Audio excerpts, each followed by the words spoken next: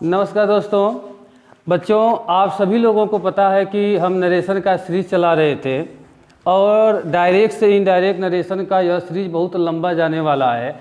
इसमें हम कुछ वीडियो को बना भी चुके हैं। आज का क्लास जो है बच्चों बहुत ही स्पेशल होने वाला है।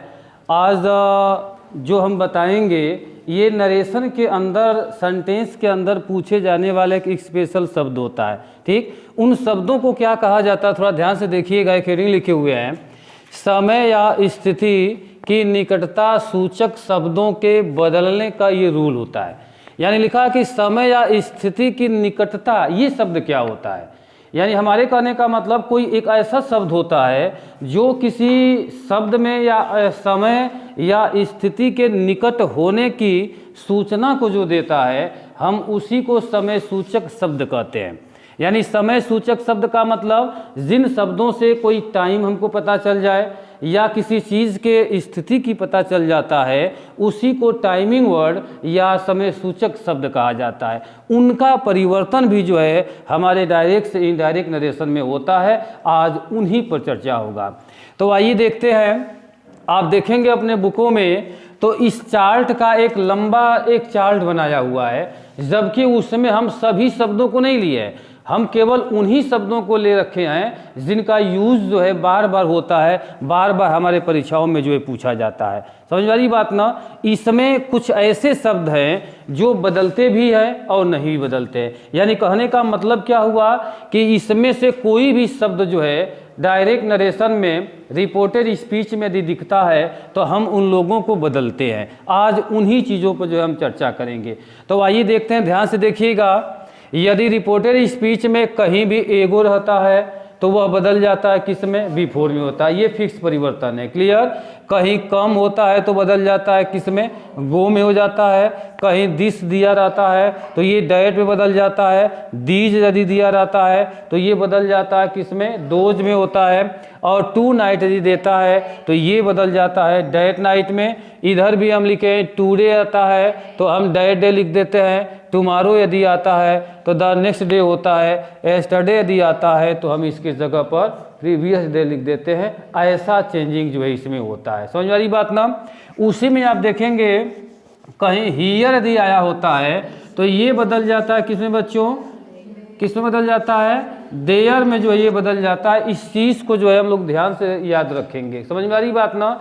कभी कभी हमारे एग्ज़ाम में बड़ा कन्फ्यूजन होता है। हम लोग पढ़े हैं कि हियर बदल जाता है, किसमें, देयर। एग्ज़ाम में देयर ही दे देता है। तो कुछ बच्चों के मन में ये भी आ जाता है कि हियर देयर होता है, यानी देयर दे दिया तो लोग लिख देते हैं क्या, हियर। जबकि ऐसा नहीं है, हियर देयर में बदलता है। देयर आया है तो वो वही रहता है। समझ आई बात ना। इन्हीं को टाइमिंग वर्ड कहा जाता है। तो बच्चों इतना आप ध्यान दीजिएगा कि इसमें जितने भी हम शब्द लिए हुए हैं, इसमें कुछ और भी शब्द हैं, लेकिन हम उनको नहीं ले, जो केवल खास चीज़ को जो हम यहाँ पर ले रखे हैं।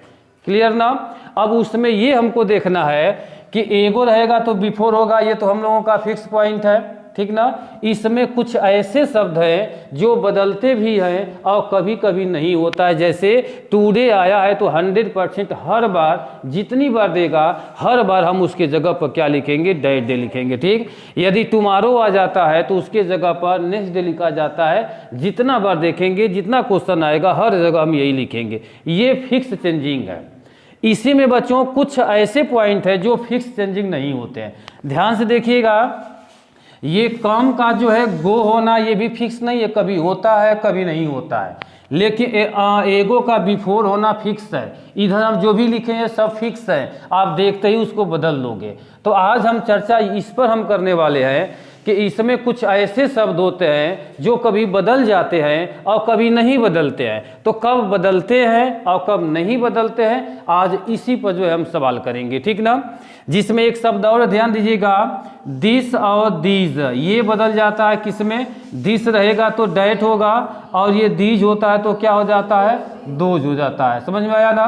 तो यहाँ भी जो है हमको थोड़ा ध्यान देना है। इसमें बच्चों ये समझ लीजिए कि ये जो हम 3 शब्द ये लिखे हैं ये कभी बदलते हैं और कभी नहीं बदलते हैं। तो आज हम केवल बहस इसी पर करने वाले हैं, क्योंकि इधर बहस करने का कोई मतलब नहीं है, ये फिक्स है। एक बार आप जान लीजिए कि कहीं भी टुडे रहेगा तो आपको दैट डे कर देना है, कहीं भी टुमारो रहेगा तो द नेक्स्ट डे आपको कर लेना है। इसमें भी यह व्यवस्था है कि कम रहेगा तो गो होगा, दिस रहेगा तो डैट होगा, दीज रहेगा तो दोज होगा। ये बदलता है, लेकिन कभी कभी जो है नहीं बदलता है। तो हम उसी पर चर्चा करेंगे, ठीक ना।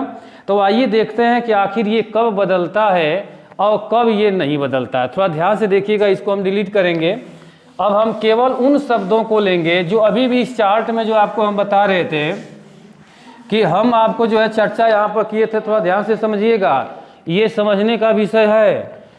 जैसे अभी भी हम यहीं पर लिखे थे कि कम रहेगा तो ये बदल जाता है बच्चों, किसमें, गो में बदल जाता है। कहीं दिस यदि आया रहता है तो ये बदल जाता है किसमें, डैट में बदल जाता है। और यदि हमारे सेंटेंस में कहीं दीज आ जाता है बच्चों तो ये बदल जाता है किसमें, दोज में। ध्यान से समझिएगा, दिस का बहुवचन कौन होता है, दीज होता है, और डैट का बहुवचन कौन होता है, दोज होता है। इन्हीं तीन शब्दों को हम चार्ट में वहाँ पर देखे हैं। तो सबसे पहले हम फाइनल कर दें किसको, कम, यानी कम गो होता है और कभी नहीं होता है। तो सबसे पहले ये जान लीजिए कि कम गो कब होगा और कब नहीं होगा। यदि डायरेक्ट स्पीच में यानी रिपोर्टेड स्पीच में कहीं भी कम रहता है तो 100% वह गो होगा। लेकिन कब होगा, जब इस कम शब्द के साथ यहीं पर तुरंत लगा रहता है कौन, हियर, यदि शब्द लगा रहता है। ध्यान से समझिएगा, यदि कम के साथ हियर लगा रहेगा तभी ये कम बदलता है किसमें, गो में बदलता है। यदि हमारे सेंटेंस में कम अकेला आया है, इसके साथ हियर नहीं लगा है, तो वह गो नहीं जाएगा, कम कम ही रहेगा। क्लियर। जैसे देखिए कम के साथ यहाँ पर क्या लगा है, हियर लगा है, तो आप पढ़ चुके हो कि हियर भी बदलता है किसमें, देयर। तो ये तो फिक्स है, हियर रहेगा तो 100% देयर होगा। लेकिन सवाल ये है कि कम कब गो होता है और कब नहीं होता है, ठीक ना। यानी कम किसके साथ रहेगा, हियर के साथ रहता है, तो ये तुरंत बदल जाता है किसमें, गो में हो जाता है। क्लियर ना। यदि कम हमारे सेंटेंस में अकेले यदि रहेगा तब आप क्या करेंगे, तब हम उसको नहीं चेंज करेंगे, जो रहेगा वही रहेगा। क्लियर ना। आइए एक क्वेश्चन यहाँ पे एग्जाम्पल लेते हैं, थोड़ा ध्यान से समझिएगा। यहाँ पर एक एग्जाम्पल के जरिए जो इसको थोड़ा समझा जाए। जैसे मान लीजिए हमारा क्वेश्चन यहाँ है कि राम सेड है, यहाँ आ गया, और मान लीजिए यहाँ में का रिपोर्टिंग में ऑब्जेक्ट भी ले लें मी, और यहाँ पर ऐसे आ गया कि यू कम हियर है। मान लीजिए ऐसा क्वेश्चन जो है हमारे सामने आ गया। ध्यान से समझिएगा, हमारे क्वेश्चन में क्या है कि राम से टू मी है, यू कम हियर है। अब इसी को इनडायरेक्ट में हमको बदलना है। तो हम बच्चों अभी भी बताए हैं कि हमारे सेंटेंस में कम यदि अकेले रहेगा, किसके साथ नहीं रहेगा, हियर के साथ नहीं रहेगा, तब हम उसको क्या करेंगे, नहीं बदलेंगे। यहाँ देखिए ये कम जो है किसके साथ आया है, हियर के साथ आया हुआ है। क्लियर ना। तो जब हियर के साथ लगा है तो ये कम जो है अब क्या होगा, गो में जो है बदल जाएगा। तो आइए इसको थोड़ा हम सॉल्व करें, ध्यान से समझिएगा। जैसे मान लीजिए ये राम है, और तो हम यहाँ पे ये टोल्ड लिखेंगे, इसके बाद मी, डायरेक्ट से सेंटेंस को जोड़ लेंगे। क्या इस क्वेश्चन को यहाँ तक तो सभी लोग सॉल्व कर देते हो, यहाँ तक आ ही जाता है। अब आप अभी भी जो है प्रोनाउन चेंजिंग को अभी हाल ही में हम सॉल्व किए हैं कि हमारे सेंटेंस में प्रोनाउन होता है तो चाहे टेंस बदले या न बदले, लेकिन प्रोनाउन का चेंजिंग जो होता है हमेशा होता है, इसमें तो कोई डाउट है नहीं। आया है कौन, ध्यान दीजिएगा, तो यू आया है। और बच्चों यू को हम लोग कहाँ से बदलते हैं, रिपोर्टिंग वर्ब के ऑब्जेक्ट से। ऑब्जेक्ट यहाँ पर मौजूद है, तो जब ये यहाँ आएगा तो यहाँ से क्या मांगेगा, सब्जेक्ट मांगेगा। तो यू अपना सब्जेक्ट लेकर के आएगा तो क्या होगा, आई हो जाएगा। और बच्चों ये टेंस भी बदलना है, क्योंकि आप पढ़े हो कि ये पास्ट टेंस में रहेगा तो टेंस क्या होता है, बदल जाता है। समझ वाली बात ना। तो यह प्रेजेंट इंडेफिनिट आया है, ये जाएगा किस में, पास्ट इंडेफिनिट में आएगा। थोड़ा ध्यान देना पड़ेगा यहाँ पर, क्योंकि देखिए यहाँ सवाल ये है कि कम कब गो होगा और कब नहीं होगा। इन्हीं चीज़ों को थोड़ा ध्यान से यहाँ पर हमको समझना है। थोड़ा इस क्वेश्चन को हम फिर से लिखें जैसे मान लीजिए हमारा क्वेश्चन क्या था यहाँ पर कि यू कम है, इसके साथ हम यहाँ पर हियर लगाए थे। यही क्वेश्चन को सॉल्व करना है। तो हम आपको क्या बताएं कि कम जब अकेला रहेगा तो चेंज नहीं होगा, और किसके साथ रहेगा, हियर के साथ होगा। तो आप पढ़े हो कि यह कम बदल जाता है किसमें, गो में हो जाता है। तो ये अब सवाल ये है कि कम गो होगा कि नहीं होगा, होगा ना, क्योंकि कम किसके साथ आया है, हियर। तो अब ये टेंस अब हम ले जाएंगे पास्ट इंडेफिनिट में। तो पास्ट इंडेफिनिट में जब जाता है तो पास्ट इंडेफिनिट में वर्ब सेकंड फॉर्म हो जाता है, सेकंड फॉर्म होगा ना। तो यदि हाई कम यहाँ आया होता तो केम ना हम लिखते, तो क्या केम लिख पाएंगे, नहीं लिख पाएंगे, क्योंकि कम को बदलना पड़ेगा किसमें, गो में। तो हम गो का सेकंड फॉर्म यहाँ पर लिखेंगे क्या, वेंट। हियर जो है बच्चों बदल जाएगा किसमें, देयर, और यहाँ पर फुल स्टॉप। समझ में आया कि नहीं आया, थोड़ा ध्यान दीजिएगा, क्योंकि यहाँ थोड़ा सा क्वेश्चन ये क्रिटिकल हो गया है। यानी आप तो पढ़े हो कि कम बदलेगा गो में, लेकिन हम यहाँ गो नहीं लिखे, हम यहाँ वेंट लिख दिए, क्योंकि गो का ही सेकंड फॉर्म क्या होता है, वेंट होता है। तो ऐसा हम क्यों कर दिए, ये बात सबको समझ में आया। क्योंकि आप समझिए थोड़ा, ये हमारा टेंस किस में है, पास्ट इंडेफिनिट में है, प्रेजेंट इंडेफिनिट में है। तो प्रेजेंट इंडेफिनिट में है तो पास्ट इंडेफिनिट में जाएगा ना। तो पास्ट इंडेफिनिट में जब आया होता तो यू यहाँ से बदल कर आई हो ही गया। ये कैसे हुआ ये तो सबको पता है। हाई कम यदि हम यहाँ लिखे होते यहाँ पर, तो हम यहाँ क्या लिखे होते बच्चों, केम लिखे होते। उसके बाद हियर बदल जाता है किसमें, देयर में बदल जाता है, फुल स्टॉप कर दिए, हो गया ना।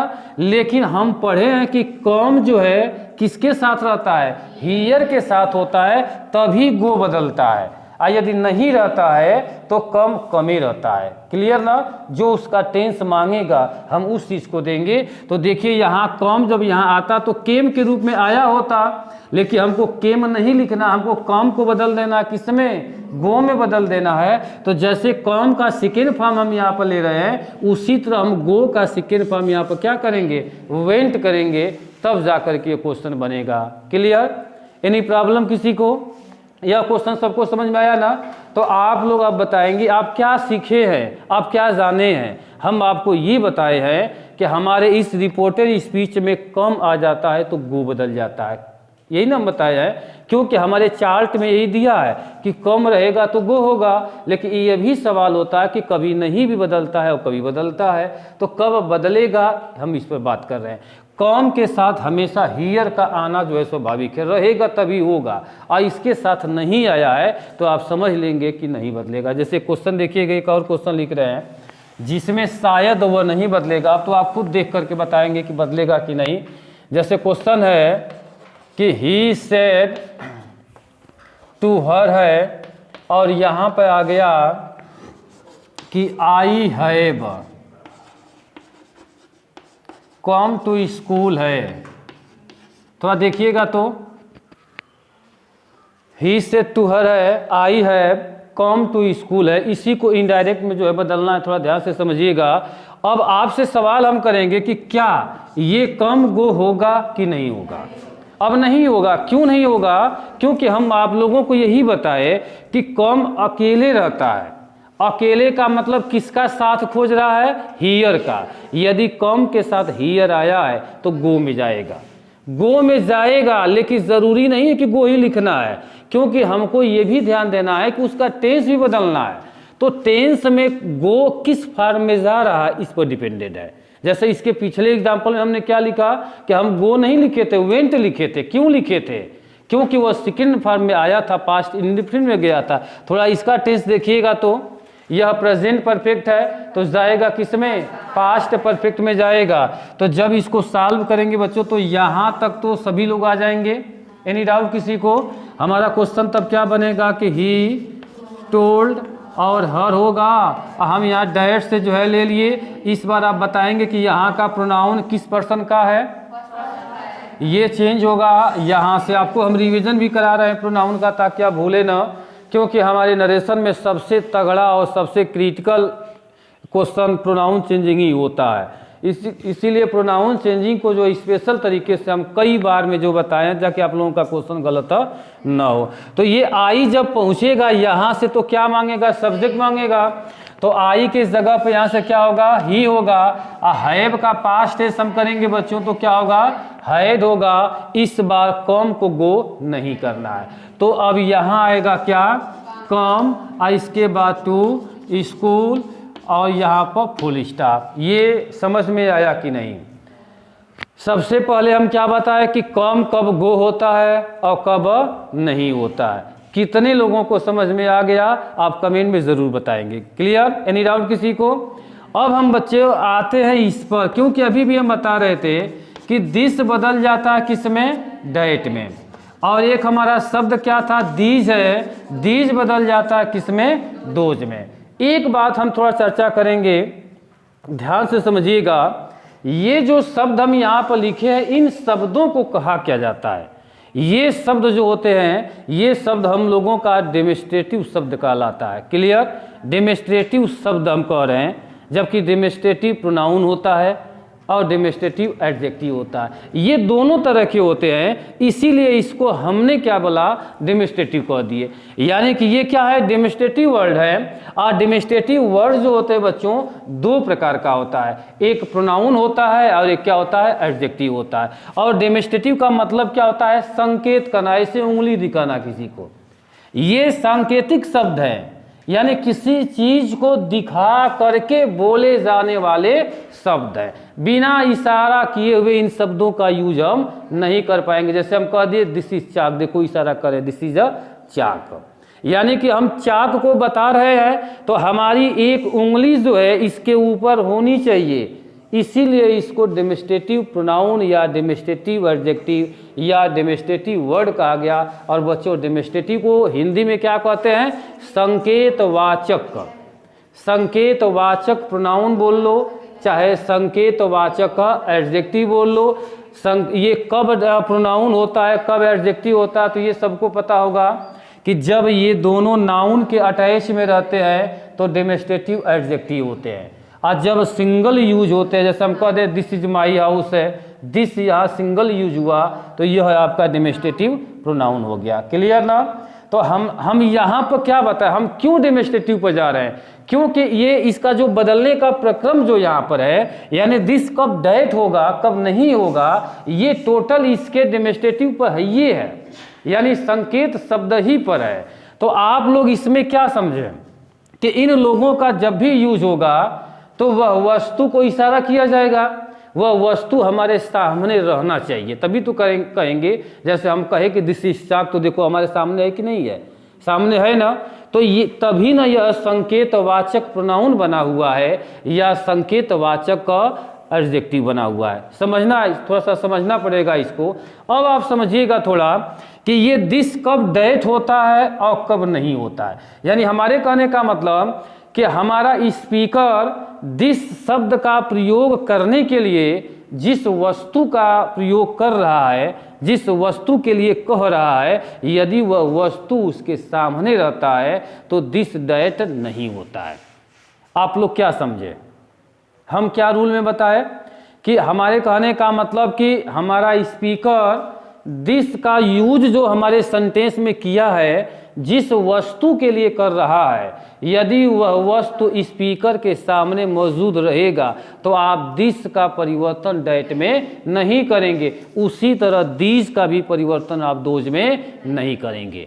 और कब करेंगे, जब वह वस्तु सामने नहीं रहे तो आप बदल देंगे। यानी दिस बदल देंगे किसमें, दैट में, दीज बदल देंगे किसमें, दोज में। क्लियर। एक बार और सुने आप लोग, हम क्या बोले कि हमारा स्पीकर दिस शब्द का प्रयोग जिस वस्तु के लिए किया है, यदि वह वस्तु स्पीकर के सामने मौजूद रहता है तो ये दिस दैट में नहीं होता है, दीज दोज में नहीं होता।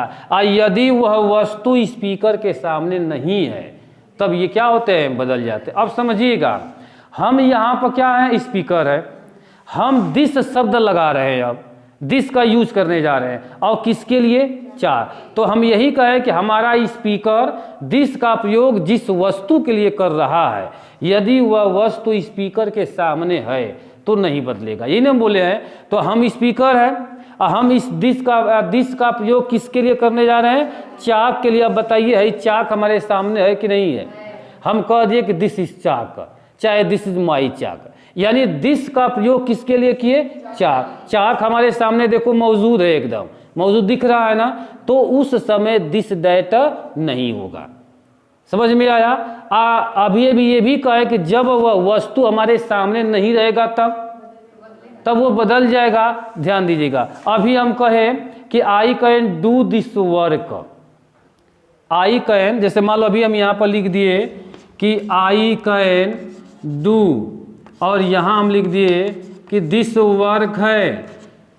ध्यान दीजिएगा, अब बताइए इस दिस का प्रयोग हम किसके लिए किए, वर्क। स्पीकर इसमें कौन है, आई है। आई जो है दिस का प्रयोग किसके लिए कर रहा है, वर्क के लिए। अभी भी हम यूज किए हैं, चाक के लिए किए थे, तो चाक तो हमारे सामने दिख रहा था प्रत्यक्ष हमारे आंखों से।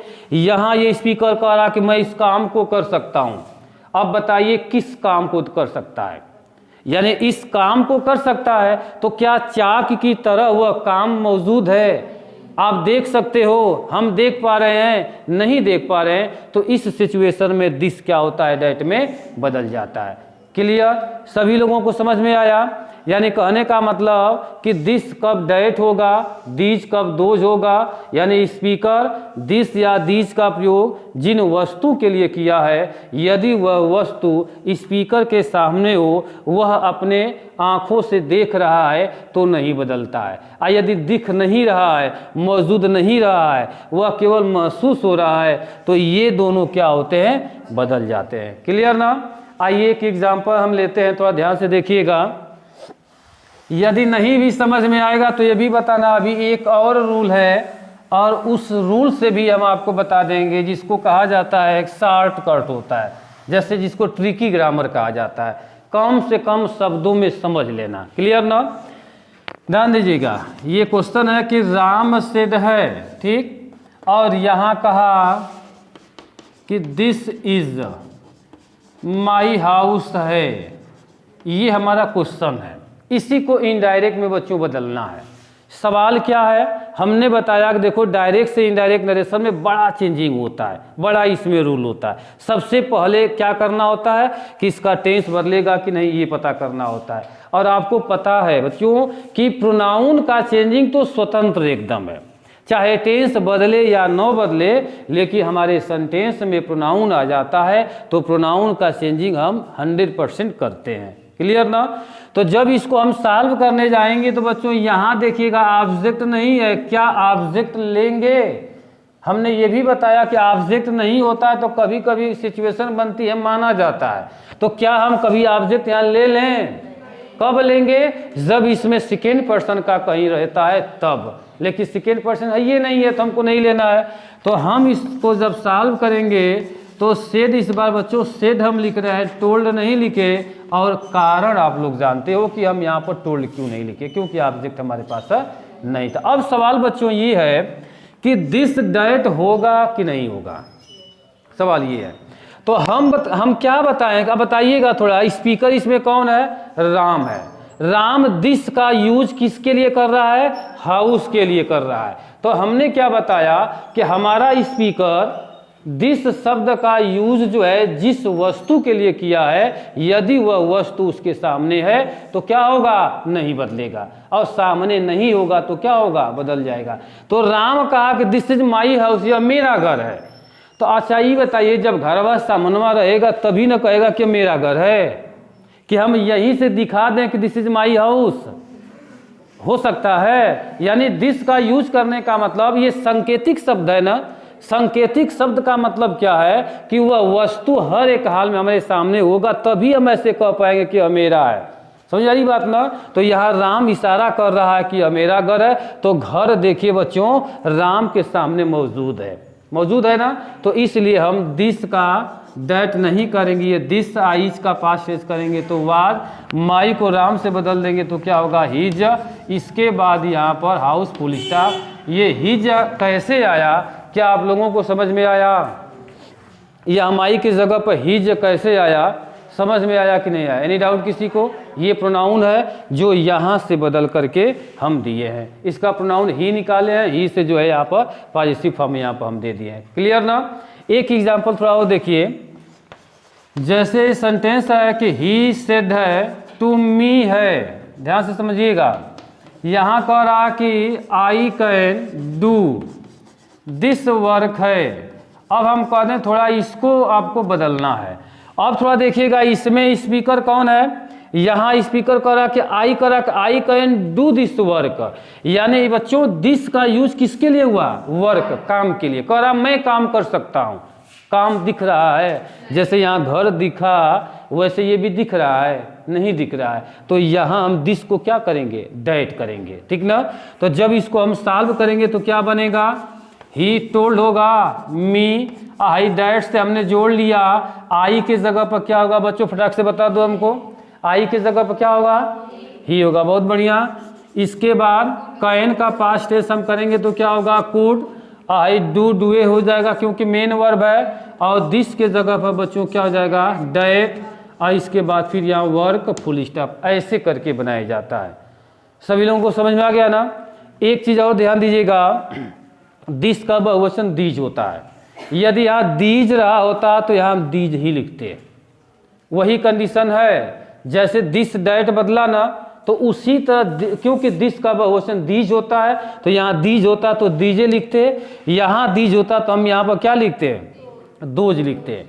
तो आप लोगों को इस टाइमिंग वर्ड में एक बहुत लंबा चौड़ा एक चार्ट होता है, बुक में दिया भी होता है, हमने उसमें से कुछ शब्द को हम केवल लिए जो ऑलरेडी पहले से फिक्स है कि 100% बदलते हैं, वो तो बदलते ही हैं।